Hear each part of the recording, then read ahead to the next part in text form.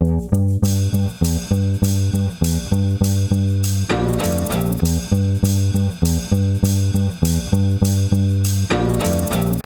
welcome to my home here in Beckenham, London, which is also in Kent at the same time. I'm not a Londoner. I was brought up in a place called Bedford, which never gets a round of applause in any comedy club, not even in Bedford. And for those of you that don't know where Bedford is, I have to say the three worst words in the world. It's near Luton. And for those of you that think, well, Luton, that's London, isn't it? No, it isn't. Nobody has ever said, I'm going off to make my fortune in Luton. Dick Whittington and his cat, they didn't get to the Arndale Centre in Luton and said, that's close enough.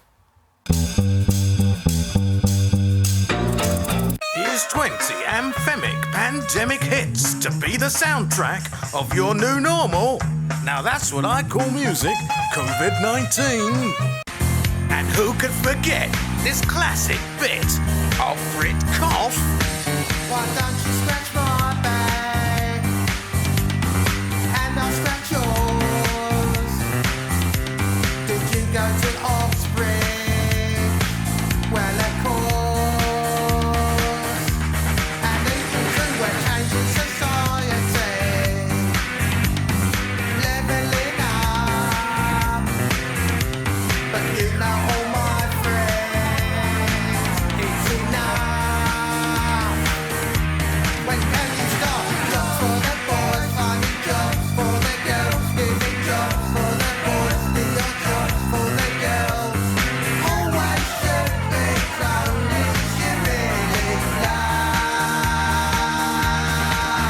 So it's jobs for the boys, got a job for a girl, nice job for the boys, a shit job for the girls. Should be party donors you really love.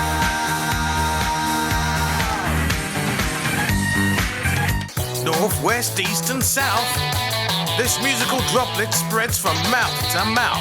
It's the home of Adrian Moore. Stick a crisp in your cake hole. £1 an hour can't be true.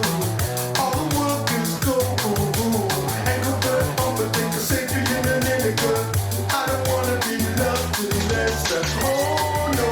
So wadi in the car park found the body. Cheese and pork pies wait for you. Football, cricket, rugby too. I don't wanna be loved unless those. Loosen your border controls with this emphatic tune. Pretty Patel, with coppers on the street. Pretty Patel, they're so scared to meet. Pretty Patel, you sound so posh that my heart sings. Apart from words that end with ing. Sickening. Adapting. Challenging. Now that's what I call music, COVID-19. Get it before there's a second surge. Social media, that seems to be the home of the conspiracy theory. And I know plenty of people online who believe all the conspiracy theories. It's only the ones that don't excessively do recreational drugs that I worry about. And the ones that don't, well, at least their paranoia cost them nothing. My conspiracy theory is based on the big conspiracy theory about 5G, but mine is, it's all a hoax, but perpetrated by BT. Yeah, go with me here. BT have started the 5G hoax to justify people having a landline in their homes. Because let's face it, having a landline is probably one of the most irrelevant things to have in this day and age. It's almost as stupid as spending 50 quid on phone cards. The problem is, I've got a landline.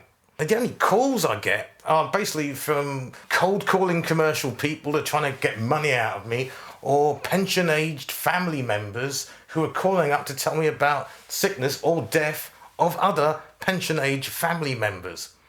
So when that phone rings, the landline, and I pick it up and it's my mum, I have a sense of relief and frustration. I mean, on one side of it, brilliant, she's alive.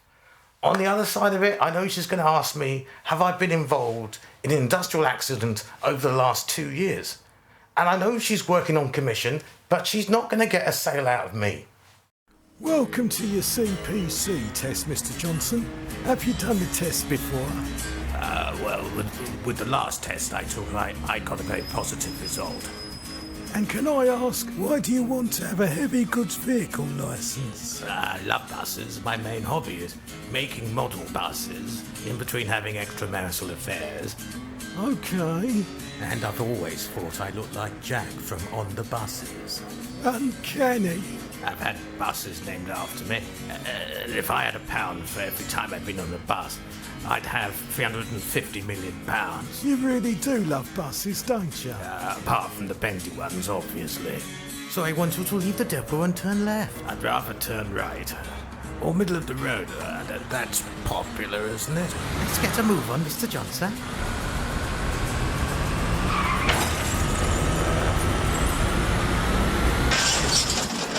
Now I want you to do a right turn. Okay, U-turn it is then.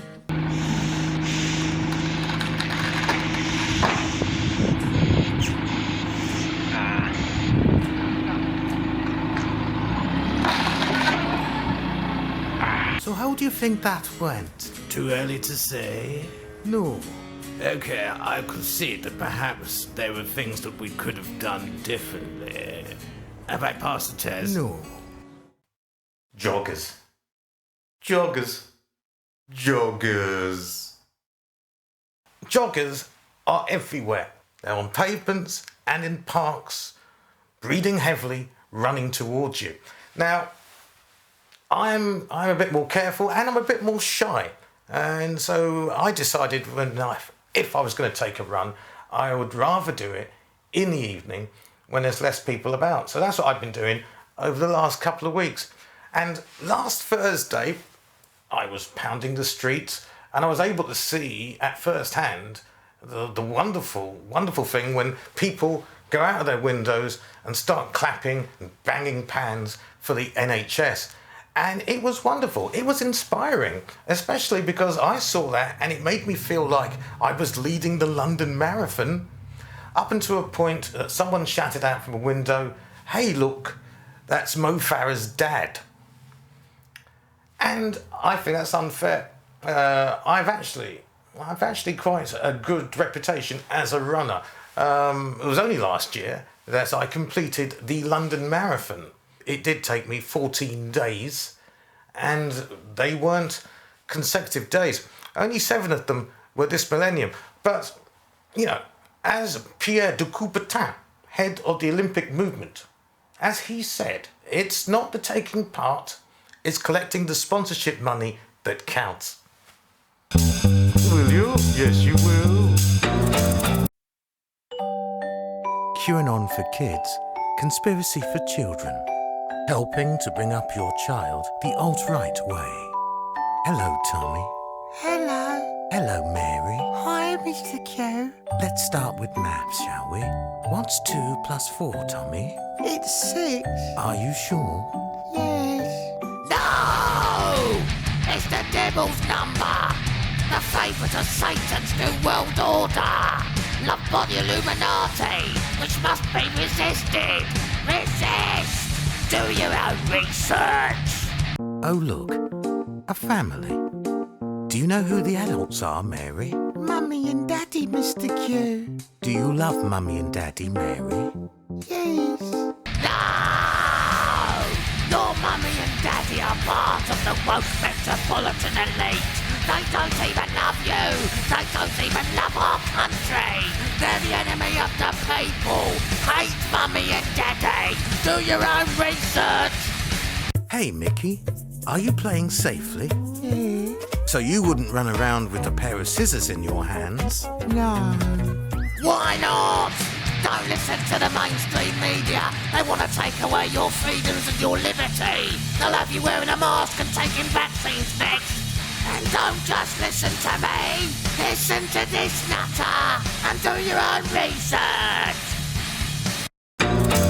And the government has now announced its post-lockdown advice for people visiting the seaside.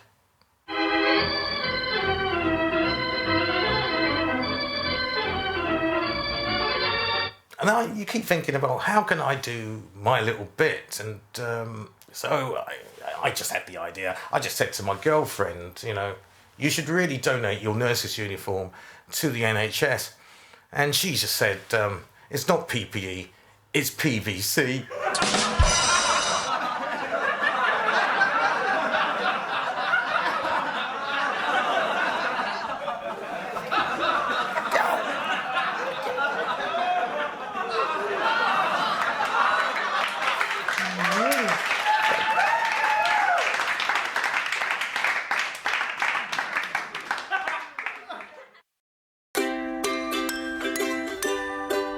Here's to the person who writes the poems you hear on those TV ads you see year after year, for banks or shit food or stuff for the house, in working class accents, normally scouse, with perfect families that don't seem too real, and an annoying ukulele to give a community feel.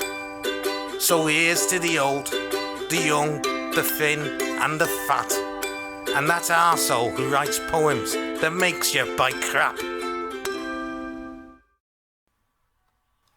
On my infrequent trips out, I did see something that made me stop and take stock. It was this. Who knew that you could get COVID-19 hanging baskets? In one way, it's weird, but in another way, it could be just another example of this. But it did make me think about the coronavirus and the shape of it. We've been looking at lots of different representations of the COVID-19 virus ever since it was first filmed in a microscope up there, but the rest of them are just our versions of what it will look like. And there's a lot of different versions. So I thought what I might do is give you a personal top 10.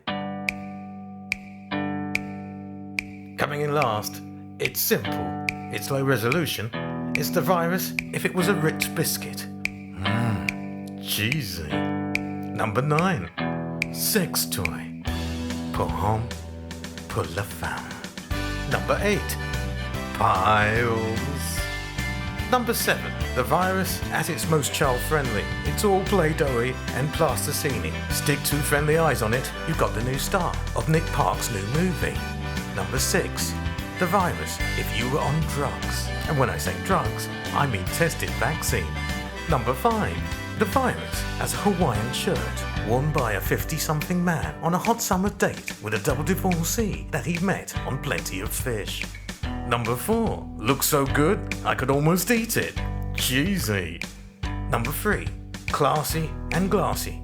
The sort of virus you could take home to meet your parents, but we don't recommend it.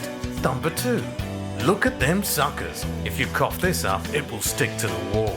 Number 1, the virus that your mum knitted and gave to you for Christmas, and then you washed it on too high a setting, and it went out of shape, and then you donated it to the local charity shop. Before I did stand-up, I used to be an exam invigilator, and it's a lovely word, isn't it? I enjoyed being the invigilator. Sounds like the world's worst superhero. What's your secret power? I can keep teenagers quiet for hours. And during the exams, we weren't supposed to help the students, but during one exam, kid puts his hand up and he points at this word in the paper. He looks up at me and says, "I don't understand it, sir." And I looked at the word, and the word was contraception. And there's moments in life when it's worth breaking the rules. This kid was 15, 16. He needed this information.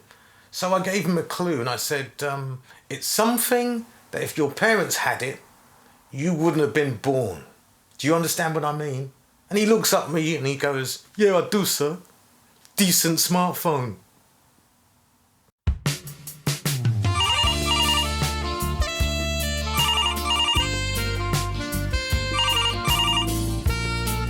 Good afternoon. This is Boris here. I'm desperate, Boris. Only you can fuck me. Oh my god.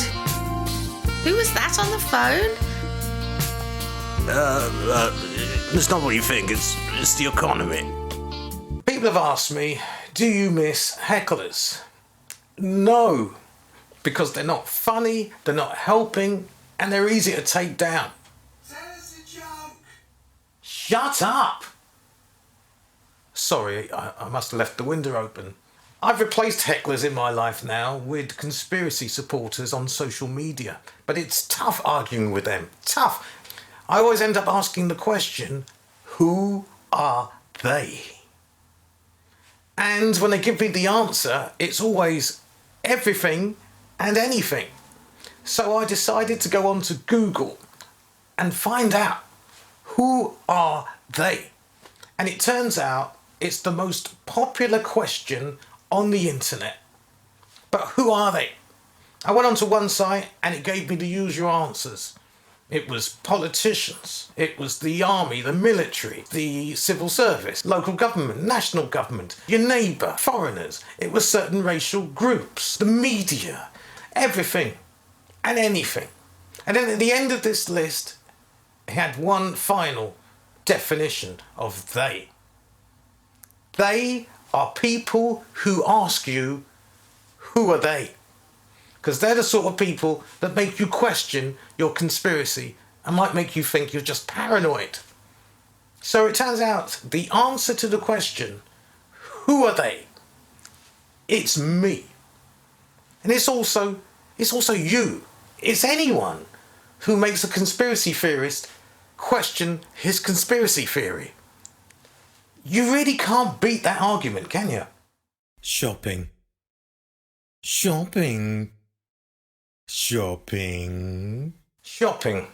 Pre-lockdown, it was mental. Just people in the supermarket stripping the shelves bare. It was like a mix of Black Friday and the riots. Then during the lockdown, queuing. Massive queues. It was like waiting to sign on. And then when you got in there, because you've been locked down for so long, you're in there for 20 minutes before you even realise that you've got no belt on and your flies are wide open. And in the supermarket, every aisle is potential danger. People blocking your way, you're turning backwards, people waiting, hanging around. And it felt like this.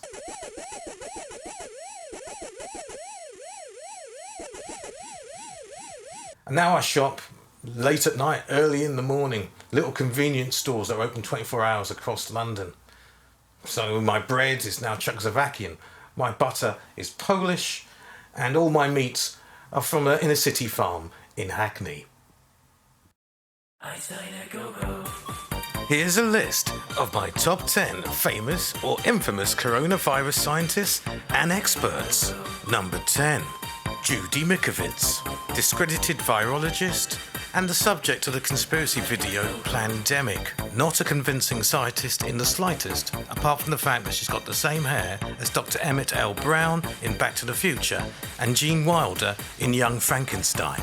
Number 9, Professor Neil Ferguson. He had to resign from the government advisory group SAGE after admitting meeting his lover during lockdown. As excuses go, saying you were horny is so much more believable than saying you had to go out to test your eyesight. Number 8, Dr. Jenny Harries, UK Deputy Medical Officer. In March, she advised new couples to test the strength of their relationships by moving in together during lockdown. If only Neil Ferguson had listened to that. Number 7, Professor Jonathan Van Tam, England's Deputy Medical Officer. I love this guy, mainly because he looks like a cross between Penfold from Danger Mouse and Bunsen Honeydew from The Muppets. Number 6, Baroness Dido Harding, chair of the government's Track and Trace, whose app is still not fully functioning. Not really an expert. She was head of Carphone Warehouse, which we all know hasn't sold car phones for decades and isn't in a warehouse. But as an ex-jockey, she did persuade the government to delay full lockdown for a week so the Cheltenham Festival could take place. So she's not all talk. Number 5. Ruth May, England's chief nurse. She said that she was dropped from the government briefings for refusing to defend Dominic Cummings' excuses for breaking lockdown rules. The government say that this isn't true, a denial that stinks so much that she shouldn't have just worn her scrubs to briefings but full PPE. Number 4. Dr. Catherine Calderwood. She quit as Scotland's chief medical officer after making several unscheduled trips to a second home during lockdown, which is shocking, as now she's the most famous owner of a second home in Scotland, apart from Rod Stewart and the Queen. Number 3. Professor Chris Whitty, England's chief medical officer, the monotone voice of caution cutting against the optimistic tone of government ministers. I expect there to be significant amount of coronavirus circulating. Like Marvin, the paranoid android from Hitchhiker's Guide to the Galaxy. Number 2. Sir Patrick Vallance, the government's chief scientific officer, who said on March 19th that the UK needed to get COVID-19 herd immunity, which makes him the Dr. Evil of this list. He reckoned that 40 million people needed to be infected for herd immunity to be reached. At the time of this recording, only 300,000 people have been infected. So, in an average UK herd of cows, that's less than 1/10 of a hoof. And number 1, Dr. Anthony Fauci, director of the US Institute of Allergy and Infectious Diseases since 1984, and has fought against HIV/AIDS, Ebola, and other diseases that I can't and won't pronounce. He spent 50 years in public health and now is the target of loads and loads of conspiracy theories, to the point that he needs a security detail to protect him from the very citizens he's trying to protect. But he's the world's most famous pandemic scientist. He's like Elvis, and our UK scientists are like Cliff Richard and the Shadows. Will you? Yes, you will. Boris tells the English nation to walk back to work.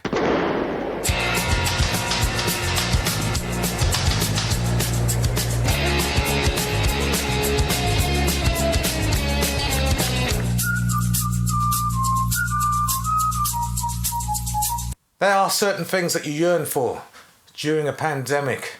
I miss making up excuses so I don't have to go out.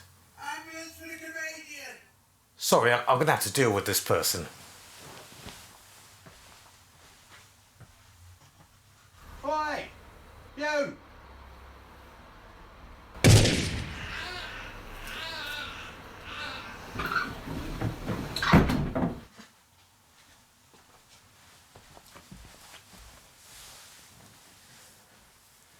Yeah, that's better.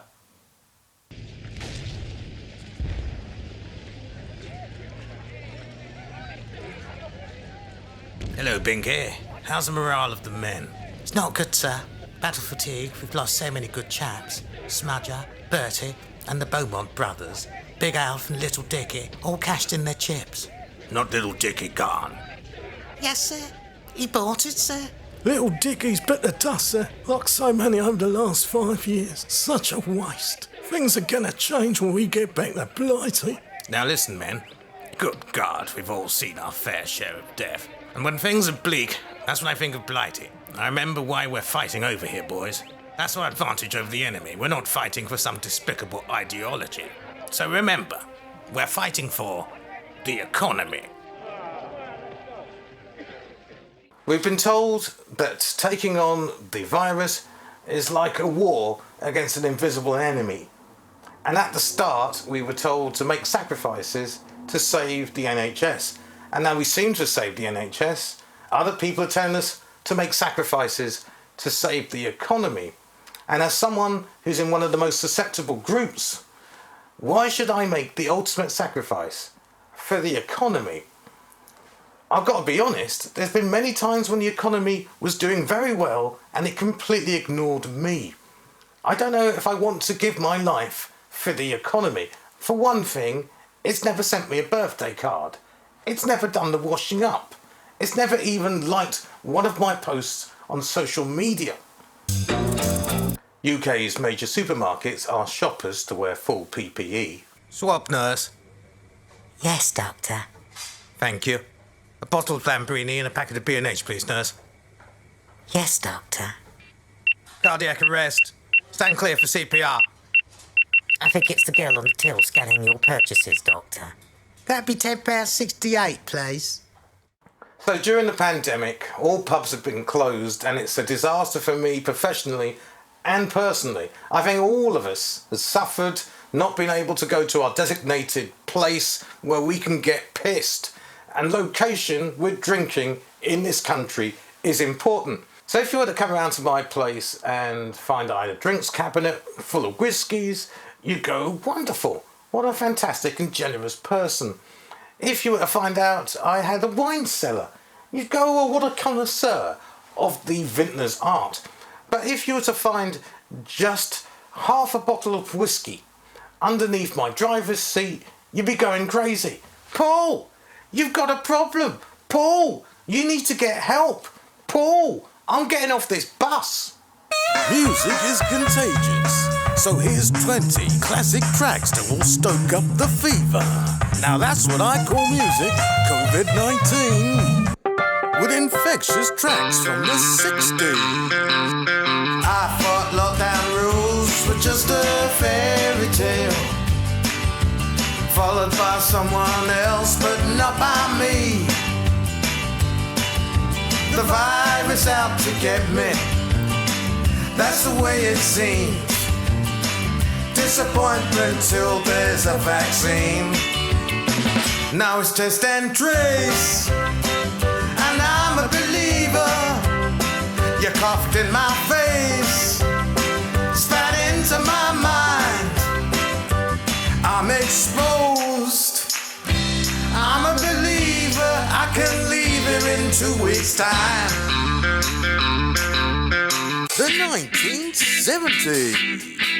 Vaccine, human trials, just put on your green light. Just take Bill Gates' money. You don't have to test bleach in the sunlight. Vaccine, you don't have to ask me twice. If it costs no money, I don't care if it's wrong or if it's right. And those naughty, naughty, naughties. Never did no harm, never did no harm. Going to the rhyme. It's coming up, it's coming up, it's coming up, it's coming up, it's coming up, it's coming up, it's coming up.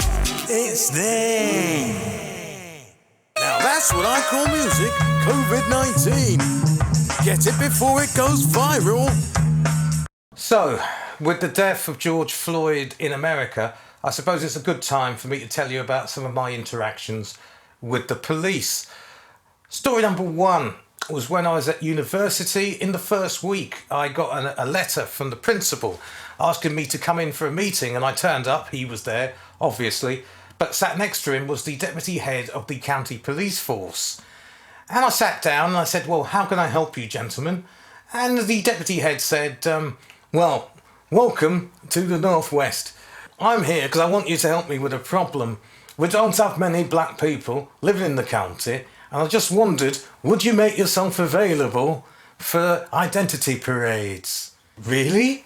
Yes, it would be doing us a huge favour, so I've asked the principal if we can have your address so we know where you live at all times. So I said yes.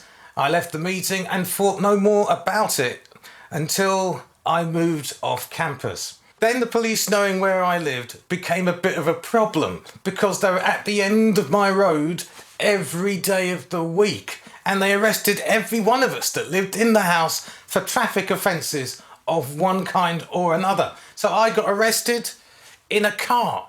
I got arrested on the back of a motorbike. And most stupidly of all, I got arrested on the front of a tandem.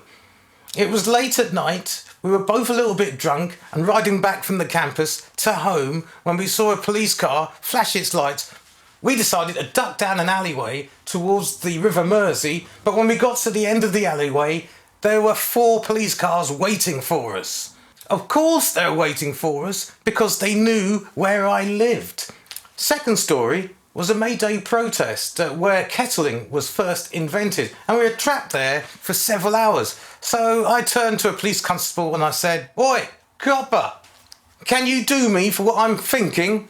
And he said, "No, sir, this is a free country. You can think what you want." And I said, "OK, I think you're a complete twat." To be honest, I might not have used those exact words. Sorry, left my phone on. Yeah, I'm filming at the moment. Yeah, don't worry. I'll probably edit this bit out. Secretary of State for the Home Department, Priti Patel. And Secretary of State for Health and Social Care, Matt Hancock. In the top 10 catchphrases in the government's daily coronavirus updates, and what they really mean. Number 10. Ramping up. We're rolling that out right now. Ramped up, rolled out. A definition is similar to the Spanish word mañana, meaning that action will happen at some point during this millennium if we're lucky. Summed up by the fact that when something is ramped up, it seldom can be rolled out. Number 9. Key workers. Key workers. Key workers. Key worker. A worker that the government didn't care about before the pandemic, or somebody who works at Timpson's. Number 8. Unprecedented time. Unprecedented times. Unprecedented times. Unprecedented times, which means the government wasn't ready for this, even though they should have been. Number 7. Our NHS. Our NHS. Our NHS. Our NHS, which means it's our NHS until we sell it off to American companies in 2 years' time. Number 6. PPE, which means reusable workwear or bin bags. Number 5. Patrick, do you want to? And on the second part of the question, whether that has. Referring the question to the expert, which means I've blagged this answer. Please save my arse. Number 4. Difficult time. Difficult times. Difficult time. Difficult time, which means shit time for the government, shit time for you. Number 3. Lockdown. Lockdown. Lockdown. Rules that apply only to you and not Dominic Cummings. Number 2. Challenging time. Challenging time. An immensely challenging time. Challenging time, which means the same as difficult times. And number 1. Taking the right steps at the right time. Taking these measures at the right time. We took the right measures at the right time. Taking the right measures or steps at the right time, which means a Marxist brother's approach to the facts. You've seen the figures, so who are you going to believe? The government or your own lying eyes? Who knew that protesting would make a comeback during a pandemic? First, we had the protests by the alt-right and assorted loonies about the lockdown measures. In America, they even brought their guns with them just to make certain they were peaceful. And President Trump supported them. Then after the death of George Floyd, we had the Black Lives Matter protests, which President Trump didn't support. It all depends who's doing the protesting.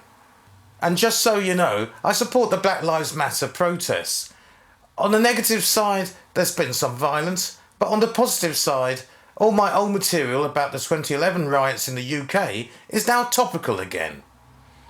Racism, like leather jackets and DM boots, never quite goes out of fashion.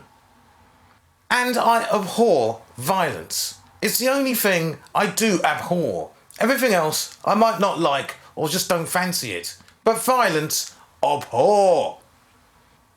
And the thing about protesting is that you never know if it's two arsehole mates rioting and looting might turn up along with it, like two uninvited guests at a house party. And I hate looting. Not to be confused with looting, unless we're talking about looting in Luton, and as you know, it's near Bedford. And the problem with rioting and looting is they always go together. They're inseparable. They're like the ant and deck of civil disorder. So, the next act's from London, innit? Eh? Hi, and who we got here? Thank you, Simon, for your question. And I'll assure you, it's a question that we really think is important to address. So I refer you to our scientist here, who will give you more detail. Good afternoon. His name is Matt Hancock, and he's from London. So, what is it you do, Matt? He's a comedian. Okay, good luck. Good afternoon. Nicole, knock knock. Yeah, who's there? I think it's an important question, so I'll refer you to our scientist for a more detailed answer. His name is Matt Hancock, and he's from London. Now, an important question is, how many Conservative ministers does it take to change the light bulb? Well, first of all, I want to thank you for your question about light bulbs. We are entirely pro-light bulb, and our party has always been pro-light bulb, and we understand your concerns about light bulbs. Yeah. We've reached our light bulb changing target, although in most cases we've just posted the light bulbs to the fittings for later changing. But for more detail, I'll refer you to our scientist. The answer is however many Dominic Cummings tells Boris Johnson. One of the intriguing things about this pandemic is the use of the word numbers. To begin with, it was a euphemism for infections and deaths. Those were the numbers we were looking at. And now it's about the infection rate, otherwise known as the R number. We're looking specifically at the R number all the time, and it's a bit of a binary choice. From 0 to 1 is good. From 1 and above, we're fucked. And the thing about the R number is we realised it's going to be different in different parts of the country. So in Liverpool, it could be the RA number. In Manchester, it could be the Arcade number. And in the West Country, it could be the R number. I thank ye. Keep your temperature rising with 20 top-tested Jones to loosen your lockdown. Now that's what I call music, COVID-19. With tracks so totally catchy, they'll put the funk in your antibodies. And there was Dido, Harden, admitting it's not working. And just then, it hit me. Somebody turned around and shouted, "Since that tracing nap by the white boy. Since that tracing nap, alright. Since that tracing nap by the white boy. Apple and Google. Since that tracing nap until you die. Until you die. Yeah, till you die. Get out of self-isolation and invite your chosen one to join you in your love bubble with tracks that put the intimacy into social distancing. Do I wear this mask forever? Have a drink or meal together? I don't believe it. Take it or leave it. Travel ban because of danger. Average now, don't be a stranger. Can we achieve it? Lockdown made easy. Come a little bit closer, baby. And a mask, let's get it on. 'Cause tonight is the night. 2 meters now one. And who can forget this great steaming hit? I am the Prime Minister, baby. And you, they tell me that you're a footballer, maybe. I got more things than you, but I look after number one. They tell me that you're popular, so watch out, tell your mom. You spin me right round, baby, right round. If you like it, you turn right round. I'll spend my policies, baby, right round. Check my record, 'cause I use turn right round. Now that's what I call music. COVID-19. Get it before it's put in quarantine. Last year, I was paid to provide music for a Brexit video. I'm not a Brexiteer.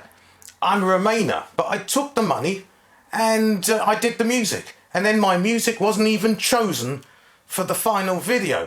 So I took the final video and put my music on it. And I posted that on YouTube. And so far, that has got over 10,000 hits. 10,000 views. That's 10 times the amount that I've received for any of these episodes. So I have to ask myself the question, why the fuck am I doing this? Oh, look,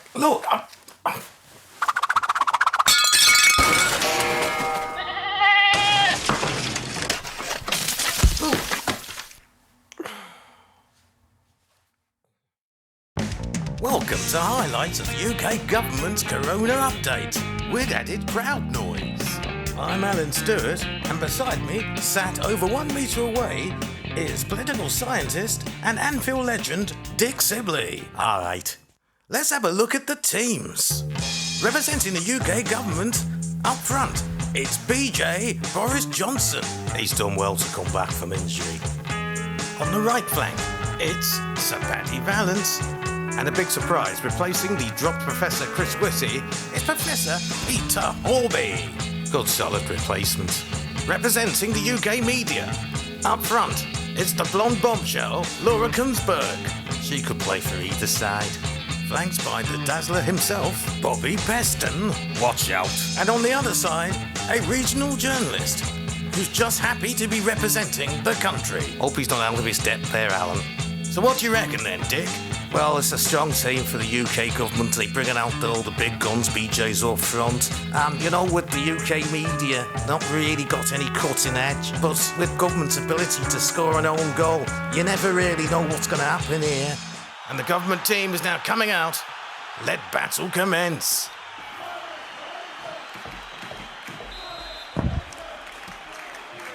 Good evening. I'm delighted to be joined today by the Chief Scientific Advisor, Sir Patrick Vallance, and by Professor Peter Horby from the University of Oxford's Centre for Tropical Medicine and Global Health. Today, I'm actually going to let them do most of the talking as they have some news to share on a new treatment for coronavirus. But I will start by updating you briefly on the latest data. First slide, please. We rejoin the action, the score is still 0-0, and Sam Bickerstaff from the Littlehampton Bugle is confronting Boris Johnson. Good afternoon, my question is to the Prime Minister. You've been married 3 times, so you've changed your mind about 2 of those wives. You were a Eurosceptic in the 90s, and then you changed your mind as you were working under David Cameron, and then you changed your mind again. In 1999, you told your boss you wouldn't become an MP, but you changed your mind. In 2004, you published an editorial blaming Liverpool fans for the Hillsborough disaster, and later that year, you were told to change your mind. In 2008, as London Mayor, you promised to give 1/5 of your journalism fees to charity, and you changed your mind. You promised not to close London Underground station offices, but you changed your mind. And during this pandemic, your government has changed its mind on NHS contact tracing app, free school meal vouchers, NHS surcharge fees to non-EU health workers, applying the NHS bereavement scheme to low-paid staff, MPs remote voting in Parliament. So, Prime Minister, my question is this. People don't know what you stand for. So what I want to know is, who do you prefer, cats or dogs? Well, first of all, I'm not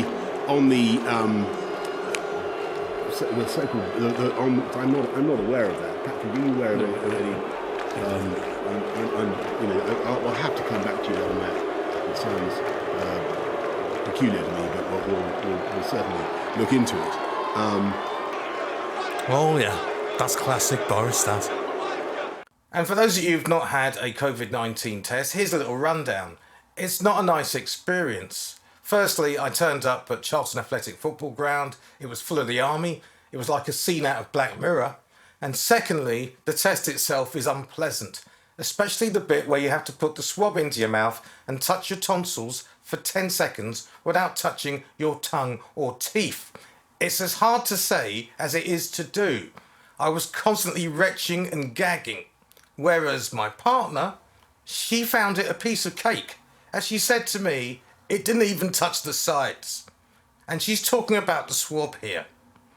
Anyway, it turns out that I'm negative, and the next day my doctor said it was probably due to me having an allergic reaction to the high pollen count. So it turns out the only fever that shouldn't lead to a test is hay fever. And I still suffer from hay fever, but I've come up with a Trumpian cure. What I do now is I sniff Pledge house polish sprayed into a duster. And it takes years off me every time I do it. It's wonderful. But I don't recommend this to anyone to do at home.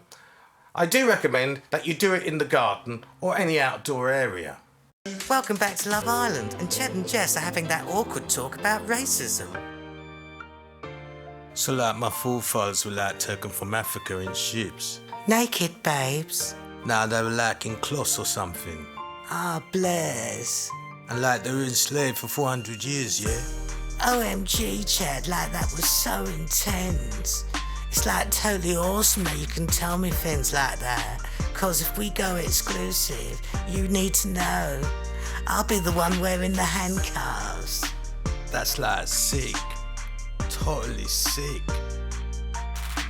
And so we've reached the end of this episode, and wait a minute. Sorry, it's the hay fever.